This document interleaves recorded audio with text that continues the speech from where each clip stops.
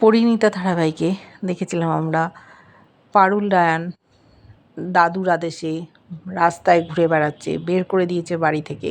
শিরিন এসেছিল রায়ানকে নিয়ে যেতে, কিন্তু পারুল ইশারায় না বলেছে। শিরিনকে বলে দিয়েছে আমি পারুলকে ছেড়ে কোথাও যাব না। পারুল ডিন স্যারের বাড়ি গেছিলো আশ্রয়ের জন্য, ডিন স্যার চলে গেছে তার শ্বশুর বাড়ি। এদিকে আশ্রয় চেয়েছিল রায়ান লেডিস হোস্টেলে যাতে পারুল থাকে আর ও বয়েজ হোস্টেলে, কিন্তু কোনোটাই হয়ে ওঠেনি। দাদু সকলকে ফোন করে বারণ করে দিয়েছে দুজনকে তোমরা কেউ আশ্রয় দেবে না, বার করে দিয়েছে হোস্টেল থেকে।